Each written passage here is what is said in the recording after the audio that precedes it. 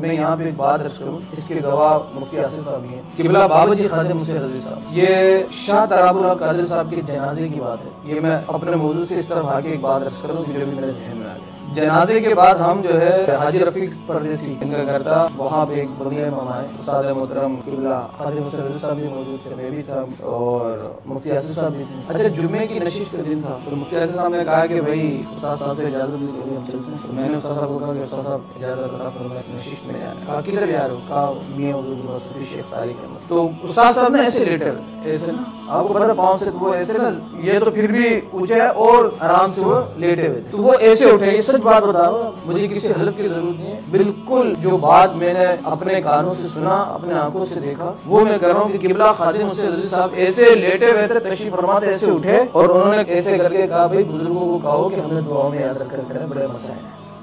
सच्ची बात बता। अच्छा, वो जो है ना यूट्यूब पे आप उठा सकते हैं मियां की पुरानी नशीद। मैं यहाँ पे आया, मियां हुजूर की नशीद लगी हुई थी, हम थोड़ा लेट पहुंचे, मियां हुजूर कंटिन्यू बात इरशाद फरमा रहे हैं। ऐसी बात करते करते करते करते मौजू चले गया मुमताज कादरी की तरफ, फिर इस पे बात होने लगी। उसके बाद मियां कहने लगे यार आज के जमाने में कोई अगर आशिक है ना तो वो है खादिम मुंशी रज़वी। मियां हुजूर ने फरमाया। अच्छा, बाबा जी ने उस वक्त कहा कि मैंने इस दौर में जो रूहानियत और तसर्रुफात पर जिन लोगों को देखा है ना, जिन लोगों को मुलाज़ा किया, उसमें से सूफी शेख तारिक अहमद।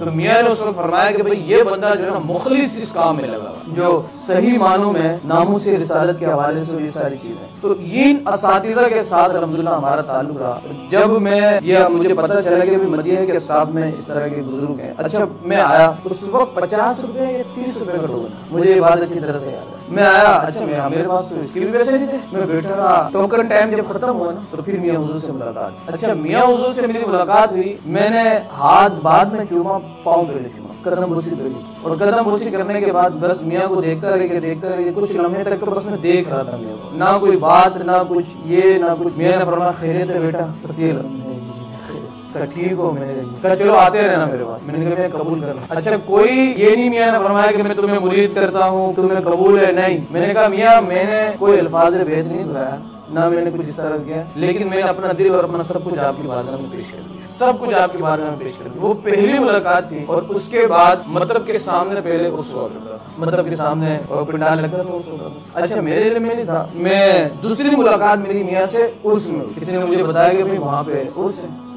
मैं फिर समय। अच्छा, मैं साइकिल में पहुंच गया, साइकिल में मैं पहुंचे, बिल्कुल सही बात बता रहा हूँ, सलमान भाई मौजूद थे। साइकिल में पहुंचा, इको साउंड का जो डब्बा होता है ना, उसके साथ मैं चिपक के आराम से बैठा हूँ। मियां हुजूर खत्म ख्वाजा खाजिगान से फ्री हुए, मैं बस देख रहा हूँ और पुरानी सीने से टोपी पहन के मैं बिल्कुल पीछे बैठा हूँ। मैंने कहा यार इतने लोग भी नहीं थे, सारी चीजें। तो मियां ने ना फरमाया कि इधर आओ, ऐसे इशारा किया, ना नाम ऐसे तो सब कुछ मियां को पता है, लेकिन ना मेरा नाम से कोई तारुफ आता ना, ऐसी बात थी। मैंने फरमाया इधर आओ। मेरे आगे भी 2-3 अल्लाह में बैठे हुए थे, मुफ्तियान किराम बैठे हुए थे। यार मैं कहा बुला रहा, मैं उठा नहीं। सलमान भाई मेरे पास, और सलमान भाई ने कहा भाई आपको मियां बुला रहे हैं, आप आते नहीं है? मैं ऐसे ही कपाते उठा, भागते आया, मियां के कदम उसी के हाथ चूमा।